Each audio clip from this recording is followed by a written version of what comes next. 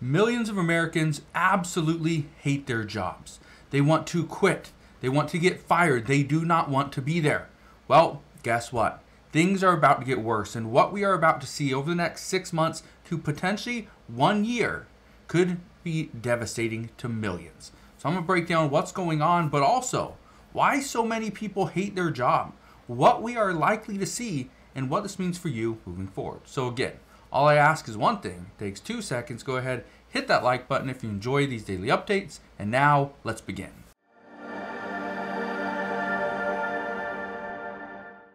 So first off, why do so many people hate their job? They hate their job because of their wages. They're too low, and yet employers don't feel like giving you a raise. Second reason why? Because of your hours. You work either too many hours, or in some cases, you work horrible hours, like between the hours of 10 a.m. to 2:45 p.m. Horrible. Some people say they are quitting their jobs because of the benefits. There's no health insurance, there's no dental, there's no child care, maybe no paid time off. All these reasons are reasons why people want to leave their jobs. A big one, they don't like management. They do not like the people that are currently in charge. Another one, no advancement. Nobody will stay in a place if there's no advancement, meaning they can't go up the ladder, or their wages are only going to increase if we see inflation. Now, the last one is freedom. People like freedom, especially younger Americans. But look at this. This article from Time, it says, high employee turnover remains a key problem facing many organizations across a broad range of industries. For example, despite making high salaries, 66% of senior product managers and 58% of IT program managers say they are planning to quit their jobs. Meanwhile, 60% of emergency room nurses and 58% of critical care nurses report that they are planning to quit too, despite having already invested a huge amount of money, of time, effort, and money on specialized training for their current job. Or consider teachers. Nearly half of new teachers, 44%, completely quit teaching within 5 years after their first day in the classroom. That's crazy, but this is where we're at. I want to read you a few stories about why people hate their jobs, but also explain what's coming. What we are about to face is a very interesting time.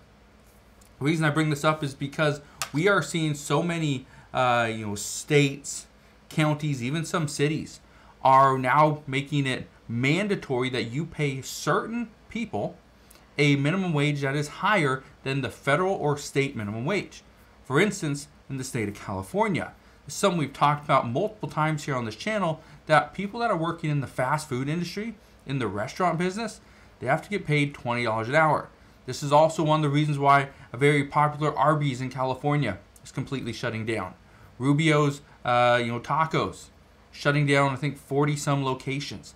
This is why we are seeing many restaurants, McDonald's is one, that are laying off thousands of people in certain states because of wages. Well, here's one of the things I want to tell you. Wages are just going to go up. We are going to see prices for all these different products for fast food is going to go up. Right? We know when the fast food industry got a $20 minimum wage in the state of California, teachers were protesting. Teachers were almost on strike, asking for a higher minimum wage than the people that are flipping burgers and filling your drinks. They wanted more. We learned the same thing from flight attendants, from pilots, seen the same thing from machinists, from salesmen. Everybody wants more money. I want to read you a few things. I have a few comments here that people left me about their jobs. Here's one of them. This person says, and I quote, "I absolutely hate my job. I told my boss more than 2 months ago that I deserve a raise and gave him multiple reasons why, including taking on 2 additional responsibilities. He told me he needed to talk with management about the raise and he would get back to me soon. Now, every time I ask him about it, he says that he has a meeting at the end of the week to discuss it. This is 2 months without an answer. Should I keep waiting or just quit?" Well, I think that's very interesting because Here's something else that's happened. Look at this.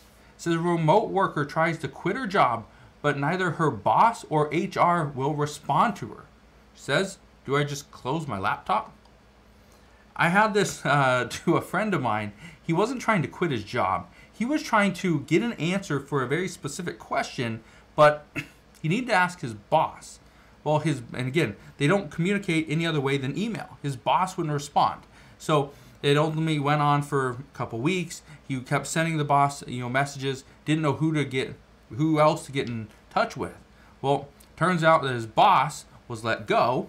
So the management above that boss didn't take over the account, anything like the email, whatever. And then ultimately, they end up losing a few different accounts, end up costing that company about $2.5 million. Okay? So I think that's interesting that some people, it's going to benefit them. Some people, it's going to be a kind of negative thing for the business. But again, it is what it is. Listen to this comment. This person says, employees are taking advantage of us and they don't see it. I recently got accepted into a new position that requires me to be on call for 2 additional hours after we close. The pay is good, but my employer only pays me for 2 hours, even though I could be helping a customer for an extra 30 minutes or as much as an hour and a half past my 2-hour shift. Has anybody else had this happen to them? Here's what's interesting about that. I talk to a lot of people, many of which they work for a company that doesn't pay overtime. They do not want to pay overtime. If you are still on the clock, it automatically clocks you out. Well, here's what happened. So I have a good friend of mine who works he's a salesman, and he does not get paid on commission. He gets paid hourly. He's very new into this. Now, here's what happened. He was working with a customer, and he sells hot tubs and whatever pool stuff. And so he's working with a customer, and him and the customer were trying to negotiate and talk about the benefits of this specific hot tub or swim spa or whatever they call it. And the customer asked, can I call my wife? Let's get her in here. And yeah, let's do that. Well, ultimately it took 4 or 5 additional hours after they closed. My friend was there, I think he said till like 10 o'clock or so. He didn't get home till almost 11, but he said he was there till like 10 o'clock. Okay, like 4 or 5 hours after they closed. He was still working the deal, finally sold the hot tub or swim spa or whatever it was. And so he was thinking, not bad. I made a sale. Of course, going to pay me. Didn't. At 5 o'clock, when he was still there, that was it. You should have been clocked out.